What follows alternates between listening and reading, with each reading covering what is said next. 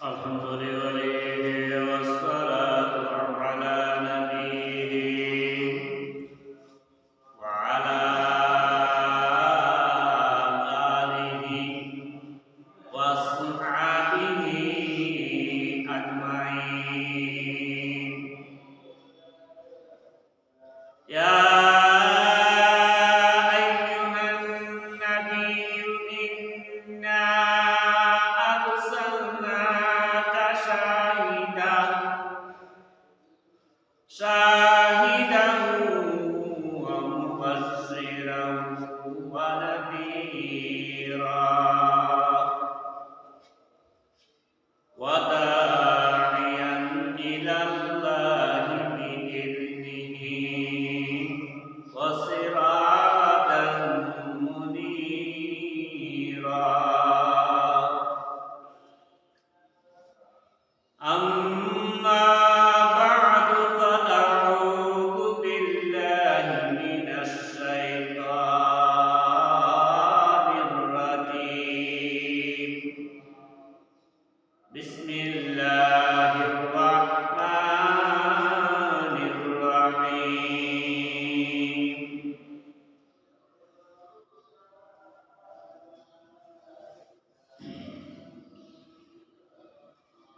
رب إني نذرت لك ما في بطني محررا فتقبل مني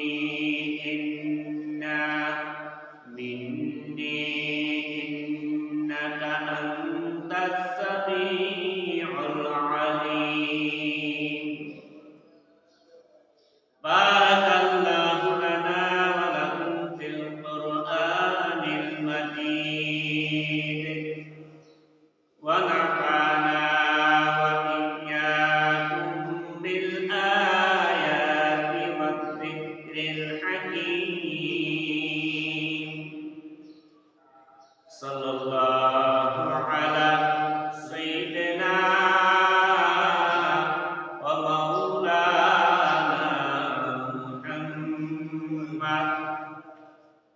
وعلى آله وصحبه وسلم.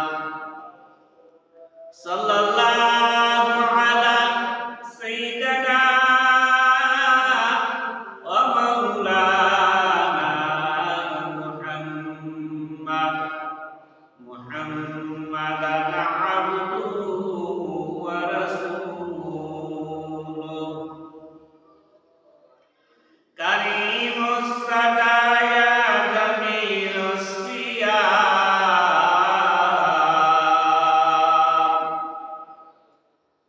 نبي البرايا شفيع الأمم بلغ العلا بكماله كشف الدجى بكماله حسنت جميع خصاله. صلوا عليه وآله. يا إلهي دکھا دے ہمیں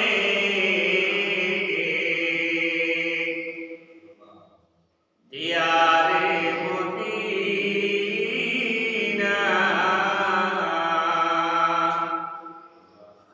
یا الہی بنا دے ہمیں غبار مدینہ. بلغ العلا بکمالہ کشف الدجى بکمالہ حسنت جميع خصاله. صلوا عليه وآله. আলহামদুলিল্লাহ, আল্লাহ তাআলার লাখো শুকরিয়া যে মহান রব্বুল আলামিন আমাদেরকে পবিত্র জুমার দিনে আল্লাহ তাআলা আসার বসার তৌফিক দান করেছেন। এই জন্য আল্লাহর শুকরিয়া আদায় করে আলহামদুলিল্লাহ। আজকের আলোচনা হলো হযরত মরিয়ম আলাইহিস সালামকে আল্লাহ স্বামীর সারা সন্তান দিয়েছেন। এর কারণ কি? স্বামী সারা সন্তান দিয়েছেন বিবি মরিয়ম এমন একজন মহিলা, যে মহিলার কথাটা স্বয়ং আল্লাহ তার কোরআনে উল্লেখ করে দিয়েছেন।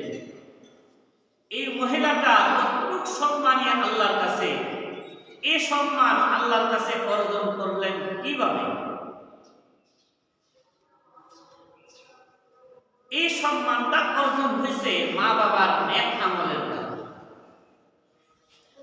বাইতুল মুকাদ্দাস আল্লাহর একটি পবিত্র ঘর। এই ঘরের খতিব ছিলেন হযরত জাকারিয়া আলাইহিস সালাম, আর এই ঘরের ৫ ওয়াক্ত নামাজ পড়াইবার ইমাম ছিল ইমরান। মরিয়মের বাপের নাম হলো ইমরান, তার মার নাম হইল হান্না। আল্লাহর ঘরের খেদমত সকলেই করে। ইমরান বড় কোনো আলেম ছিল না, তারপরও বাইতুল মুকাদ্দাসের ইমামতি হইলেন কিভাবে? নেক আমল করতে করতে আল্লাহ তাকে তারে এমন বুজুর্গি দান করছেন, যেমন বিবি হান্না তেমন ইমরান, তারা স্বামী স্ত্রী উভয়জনকে আল্লাহ নেক আমলে পরিণত করছেন। স্বামী যেমন আল্লাহ প্রতি হয়ে গেছে, তেমন ভাবে ইমরান সাহেবের স্ত্রীও ইবাদত করতে করতে মহিলাও আল্লাহ প্রতি হয়ে গেছে, কিন্তু তার কোনো সন্তান নাই, সন্তান হারা। বিবি হান্না দেখতে পেলেন তার বাসার কাছে, তার বাড়ির কাছে একটা গাছের মধ্যে বৈশা একটা পাখি তার বাচ্চারে আঘাত করেছে।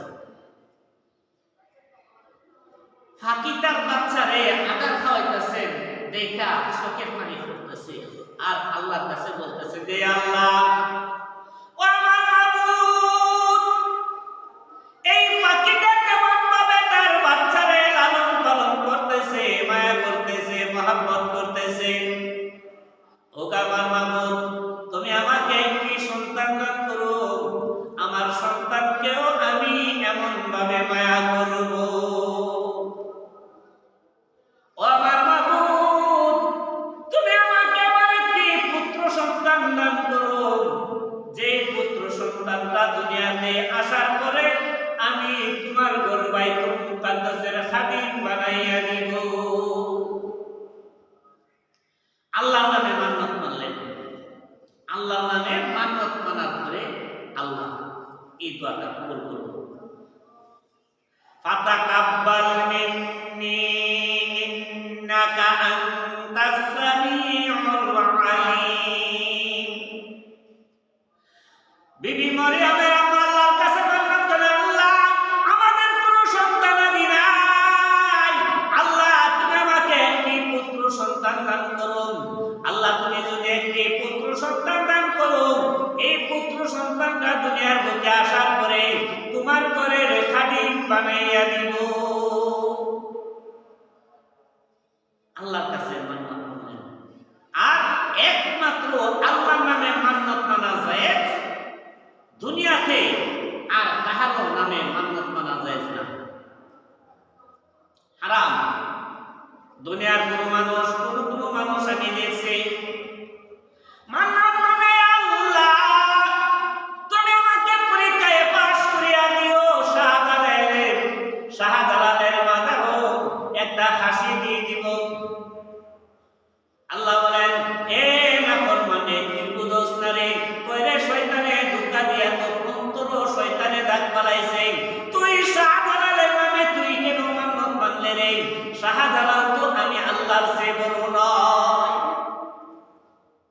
এমন ভাবে আবার কোন পাগল আছে, তারা শারফিনের নামে মান্নত মানে, আল্লাহ তুমি যদি আমাকে একটা পুত্র সন্তান দাও, আমি শারফিনের মাথার একটা গরু দিয়ে দিব। আল্লাহ বলেন, হে নাফরমান, তোর এই মান্নত আমি আল্লাহ কবুল করব না, তোর শারফিন তো আমি আল্লাহর চেয়ে বড় না রে।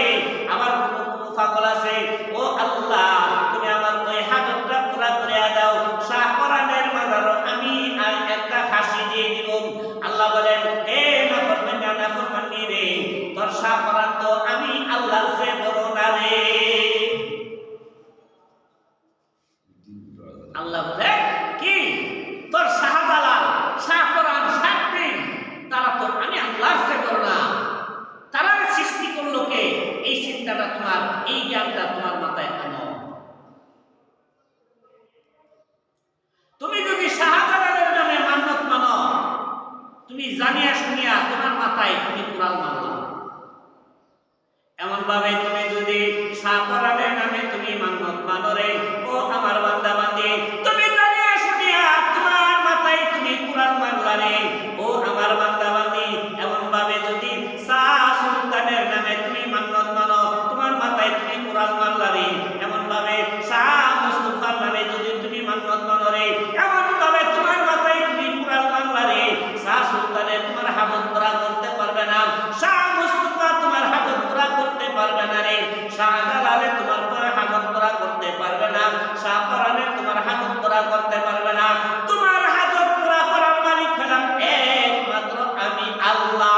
আমি আল্লাহ ছাড়া দুনিয়ার কোন ওলি কুতুব সেই নবী রাসূল সহ কেউ তোমার হাজত পুরা করতে পারবে না। নবী রাসূলের চেয়ে বড় এই দুনিয়াতে কোনো ওলি নাই। নবীর নামেও যদি কেউ মান্যত মানে, আল্লাহ আমার নবীর নামে একটা মান্যত মানছি, আমার এই হাজতটা যদি পুরা হয় আমার নবীর নামে একটা ফাঁসি দিয়ে দেব। আল্লাহ বলেন যে হে নাফরমান, হে আমার বান্দা বান্দি, তোমার নবীর নামে তুমি মান্যত মানছো, তুমি একটু চিন্তা করো তোমার নবীরে কে সৃষ্টি করলো, তোমার নবীরে দুনিয়ার বুকে কে পাঠাইলো রে। তুমি একটু চিন্তা করো, তোমার নবীরে দুনিয়ার বুকে যে প্রেরণ করেছে তার নামে তুমি মান্যত মানো। এই জন্য ইমরান ছিল আল্লাহর ওলি, আর তার স্ত্রীও ছিল আল্লাহর ওলি। তারা একমাত্র মান্যত মানলো কার নামে? আল্লাহর নামে। আল্লাহ বলেন রব্বি ইন্নী নাযারতু লাকা মা ফি বাতনি মুহাররারান ফাতাকাব্বাল মিন্নি ইন্নাকা আনতাস সামিউল আলিম। বিবি হান্না আল্লাহর কাছে মান্যত মানলেন, আল্লাহ তুমি আমার গর্ভে একটি সন্তান দাও, একটি ছেলে সন্তান তুমি আমারে দান করো। যেই ছেলে সন্তান দাও দুনিয়ার বুকে আসার পরে তোমার ঘর বাইতুল মুকাদ্দাসের খাদিম বানায় দিল। আল্লাহ আমার মাবুদ, তোমার সন্তুষ্টির জন্য আমি মান্যত মানলাম।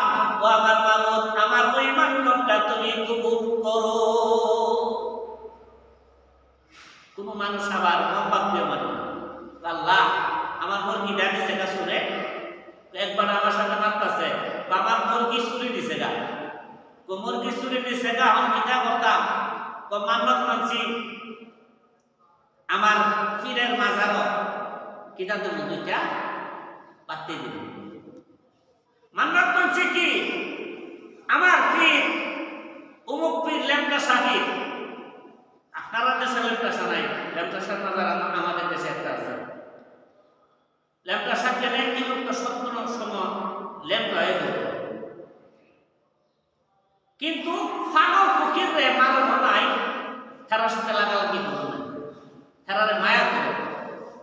হে হে জ্ঞান লয় বলতেছে, তুমি বালা মানুষ, হ্যাঁ জ্ঞান লয় তুমি করো, হ্যাঁ পিছনে পুনামা, হ্যাঁ পাগল, হ্যাঁ যদি ল্যাম্প হয়ে বলে তুমি বালা মানুষ, তুমি ল্যাম্প হয়ে বলতে তোমার হিসাব আছে, হ্যাঁ হিসাব করে।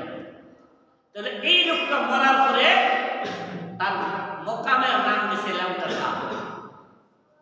আরেক লোক পাগলে আসলো, তার পিছনে খালি কুত্তা ঘুরতো, তার এটা কুত্তা সাপ। আসলে তার নাম হলো কুতুবউদ্দিন, তার মোকামের মধ্যে লেখা আছে কুতুবউদ্দিন সাপ। তাহলে এরা পাগল ছিল।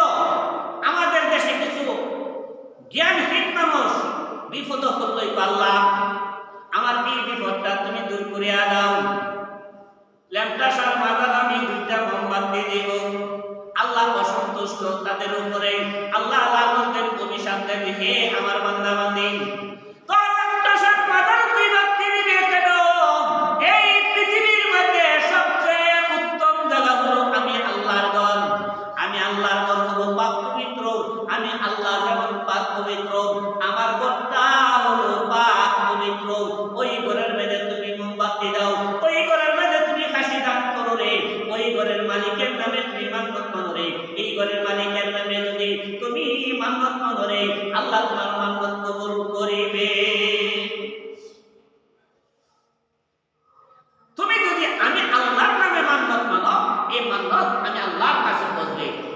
ফজিলতের উসিলা আমি আল্লাহ তোমার বিপদ দূর করিয়া দেব। তোমার সন্তান নাই, তুমি আমি আল্লাহর নামে মান্যত মানো। যেমন ভাবে মরিয়মের বাবা মরিয়মের মা আল্লাহর কাছে মান্যত মানছেন কি, ও আমার মাবুদ আমাকে একটি পুত্র সন্তান দাও, দুনিয়ার মধ্যে আসার পরে তোমার ঘরের খাদিম বানায়া দিব। আল্লাহ বলেন, ও মরিয়মের মাবুদ আমি আল্লাহ তোমার এই মান্যত কবুল করেছি। আল্লাহ কি কিছুদিন যাওয়ার পরে দেখা গেল লক্ষণ বালা সন্তান আসার লক্ষণে দেখা গেছে। 10 মাস 10 দিন পূর্ণ হওয়ার পরে সন্তান দিছেন আল্লাহ, কি একটা মেয়ে সন্তান। এখন স্বয়ং আল্লাহ বিবি মরিয়মের নামটা রেখে দিয়েছেন, স্বয়ং আল্লাহ। এই বিটিটা কিরকম, যেই বিটির নামটা স্বয়ং কোরআন স্বয়ং আল্লাহ এই নামে সূরা অবতরণ করছেন নবীর উপরে। নবীর এই যে 10 জন 11 জন স্ত্রী ছিল, কোন স্ত্রীর নামে সূরা নাযিল হয়েছে না, কোরআনের কোন আয়াত নাই।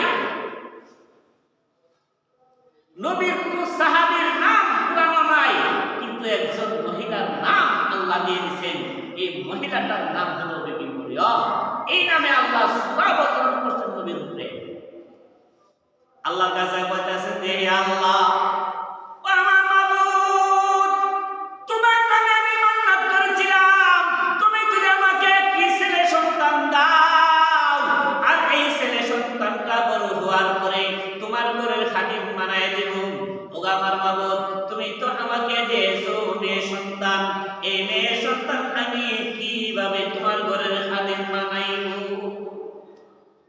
আল্লাহ এলহামের মধ্যে জানাইলেন মরিয়মের মাকে মারেন, ও মরিয়মের মাগো তোমার আমি আল্লাহ যেই মেয়েটা দিছি দুনিয়ার জগতের সাধারণ মহিলার মতো না গো, আমি আল্লাহ যদি চাই মহিলা দিয়েও আমার ঘরে খেদমত করাইতে পারি। তবে তোমায় জানিয়ে রাখবো তুমি চাইছো আমি আল্লাহর কাছে ছেলে, আমি আল্লাহ দিয়েছি তোমার কাছে নেই। এই মেয়েটা দুনিয়ার জগতের সাধারণ মেয়ে না গো, সাধারণ মেয়ে না, আমি আল্লাহ তোমার মেয়েটার নাম রেখে দিয়েছি, তুমি কিতাব না করছো। এখন এই মেয়েটা বড় হওয়ার পরে খতিব সাহেব বললেন যে খতিব সাহেব আমি মানতাম ছিলাম আল্লাহর কাছে একটা ছেলে দিলে আল্লাহর ঘরের খাদিম বানাই দিন, আর আল্লাহর ঘরের খাদিমের অভাব নাই। কিন্তু আমরা এই সমস্ত মসজিদ এটাও আল্লাহর ঘর, এটা বাইতুল মুকাদ্দাস যেমন আল্লাহর ঘর, এই নওয়াজের এই মসজিদও আল্লাহর ঘর। এই ঘর মানুষ ফুসবার জারু দিবার অভাব নাই, কিন্তু এই ঘর জারু দিবার মানুষ নাই।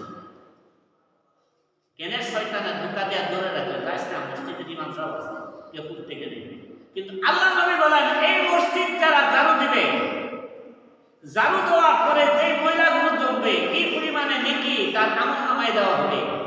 এই বালুগুলি একদিন তার নাজাতের জরিয়া হবে। মসজিদের আল্লাহর ঘর মসজিদের বালুর একটা দাম আছে, আমার মতো হুজুরের চেয়ে বেশি দাম হইল আল্লাহর ঘর মসজিদের একটা বালু। তাহলে মসজিদের খেদমত করার জন্য মা তার সন্তানদের আল্লাহর রাস্তায় দাঁড়াইছেন যে আল্লাহর ঘরের খেদমত করো, আমার কোনো দাবি দাবা নাই। মেয়ে সন্তানের খেদমত খেলা করত, এখন খেদমত করার জন্য সকলই রাজি। এই ঘরের খেদমত যারা করে সবাই তো আমিও মরিয়মের খেদমত করবো, মরিয়মের উজুর পানি আমি এনে দেব, সবাই কইতেছে। কার মন জুগাইবে? জাকারিয়া আলাইহিস সালাম বলেন যে কাহারও কথা সরাসরি গ্রহণ করা যাবে না, লটারি দেওয়া হবে। লটারির মাধ্যমে যার নাম আসবে সেই মরিয়মের খেদমত করবে, আর যার নাম আসবে না সে মরিয়মের খেদমত করতে পারবে না। লটারি ছাড়ছে, লটারি ছাড়ার পরে জাকারিয়া নবীর নামে লটারি আসছে। প্রশ্ন হলো জাকারিয়া নবীর নামে কেন আসলো? জাকারিয়া নবী হলো বিবি মরিয়মের নিকটতম আত্মীয়। জাকারিয়া নবীর